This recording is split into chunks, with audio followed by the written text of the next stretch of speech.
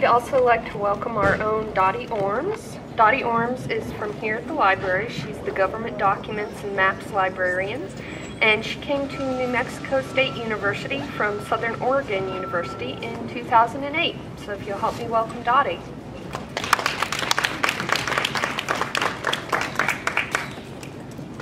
Hello, everybody. So far, you've heard about banned books, intentional censorship. I'm going to be talking about something a little bit different right now. What about information that just disappears? It's gone. Now, we all know there's a lot of information available, especially with the electronic age, all right? And none of us is going to access all of that information. Who would want to? But what if you knew that there was a piece of information out there and you went to look for it and you'd seen it before and now you can't find it? So in this what-if scenario, say you are a science student and you have a professor here at the university who tells you that a few years ago he wrote a paper for a government agency about a particular thing having to do with global warming, and that you should take a look at that paper to see what he wrote because that might be useful for your study. So you go look for the paper and you can't find it, and you tell the professor, well, fortunately, you're lucky because you're talking to the person who originated the paper. So he's probably got a copy around. This is not an unusual scenario, and I'll tell you why this happens. Information that is lost has a similar effect to information that's banned, and especially this is true if it's government information. As a government documents librarian, my job is to help the public in New Mexico Congressional District Number 2 to access government information. The major principle of our democracy is this guaranteed access to the information from our government. We have the Freedom of Information Act, which she mentioned in the last talk. I won't go into that deeply, but you could tell from what she said that that's an extremely important part of our democracy. But coming back to these documents that disappear, one of the reasons we have what's called the Federal Depository Library Program is for government documents librarians to keep track of information. And in this program, we receive, here at NMSU actually, we receive about 70% of all the government information that's published. And my job is to make that available to you. All the information that comes to us is free. So it's not hard for me to get it, but then I have to get it out to you. This information is plentiful. It comes in all different formats, but it can be very slippery. So what do I mean by that? Well, mostly this information is created by government agencies. And what is a government agency? Things like the Environmental Protection Agency, the Department of Education, the Bureau of the Census, all these are government agencies.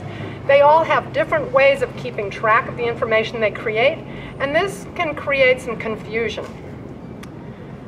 So what happens?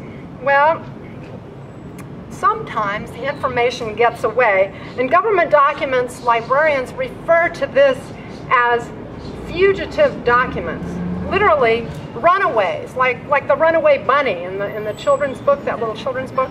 Well, we kind of got these runaway bunny documents. And so these can be anything from that important scientific information that maybe you're looking for to emails within the agency or between entities. Some of the government document information gets away simply through the political process of changing administrations. For instance, at the end of the Clinton administration, there were certain EPA documents that actually disappeared from the web. The EPA is the Environmental Protection Agency. And speaking of the EPA, here's another story, a little story of government runaways. Back in 1906, this time in the Bush administration, the Bush administration cut the budget for the Environmental Protection Agency by $2 million. Okay, so what happened? Well, the EPA then makes a decision that in order to streamline its budget and streamline its operations to make up for that $2 million, the thing to do is to close down some of the EPA libraries. But in the process of making that decision, there were a few things that they forgot to do. They didn't notify Congress. They didn't notify the research scientists who had given them the information in many cases. They didn't plan ahead for the impact of such closures in terms of lack of access and destruction of information. They didn't consider the implications for the public. They didn't even develop procedures to inform their staff of how to go through this process. So as you can see, many parties were alienated, and in a way that was a good thing because people started screaming. And that's the good thing about our democracy. When we want to scream, we can do it. So who screams? Well, first the scientists started screaming. So here's a little quote from the Union of Concerned Scientists. To make the best scientific determinations, scientists need information regarding the health effects of toxic substances, records of environmental change over time, impacts on communities, and other issues. To this end, the libraries represent a unique and invaluable source of scientific issues from hazardous waste to toxicology to pollution control. What is their concern? Some of the EPA websites were partially or completely shut down, all right? That was one of their concerns, of many of their concerns. Okay, so that's the scientist's point of view. Well, then the librarians started screaming as well. Now, there just so happens to be a library blog, and this is actually managed by government document librarians. It's called FGI, Federal Government Information. Well, one of the government documents librarians, and I have to tell you, as a government documents librarian and a fairly new one, this is a crazy group of people. I go to conferences a couple of times a year with these people. They are completely dedicated and mostly fanatical about what they do, and each one of them has a fanatical focus. So obviously this guy had the fanatical focus on the EPA and what was going on at that moment.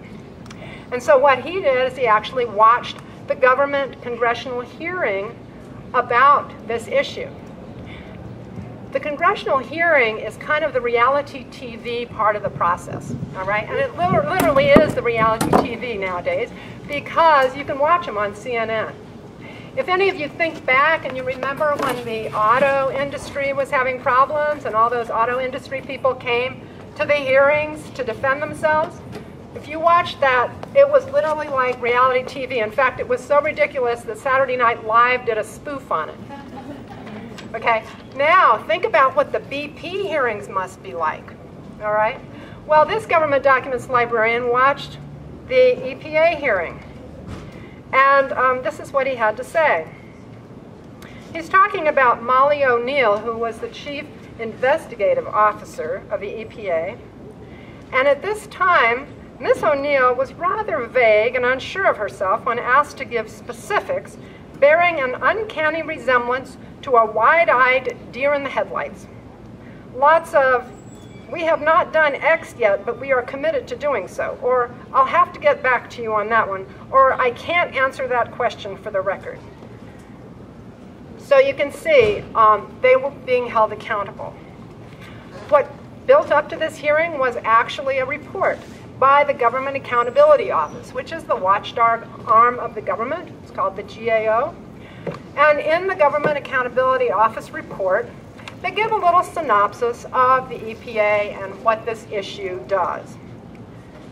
So what do they say? They say, well, the EPA was established in 1971, and these library networks provide staff and public with access to environmental information.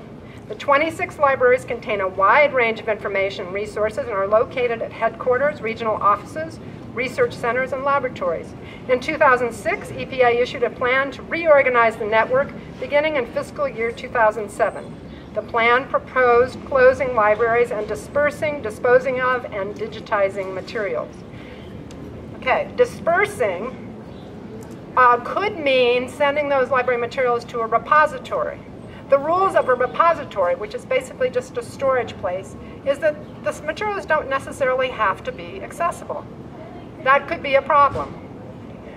Digitizing takes time It takes a lot of decision process. Were they ready for that? Doesn't sound like it to me.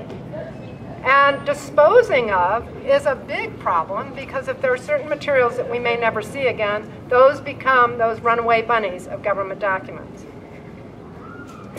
So the GAO made its report, went to the congressional hearing. Unfortunately for us, and at this point we're looking at 7 possible library closing. This is all over the country. Each one of these libraries has a specialization. One of them that was a particular concern was the library that had all the information about chemical pesticides, something that we as a public want to have monitored. Okay. Because of all the outrage, because finally, in the government hearing, the Congress actually decided to grant the EPA the $2 million they needed to stop the process and reassess. And so it did get taken to a government hearing, and they did begin to reassess. In the end, the congressional report from the 110th Congress, Senate Report 110-091, says this: $2 million shall be used to restore the network of EPA libraries recently closed or consolidated by the administration. While the committee approves of efforts to make environmental data collections available electronically, the committee does not agree to further library closures or consolidations without evidence of how the public would be served by these changes. Therefore, the committee expects the EPA to restore publicly available library facilities in each region. Notice they're talking about regions, so if a region like ours, for instance, loses its EPA library, we have a lot less access to information. EPA is directed to submit a plan on how it will use this funding increase to reopen facilities and maintain a robust collection. As you can see, the government in action, trying to save those documents. Why? Because there's a lot of us out there screaming to do that.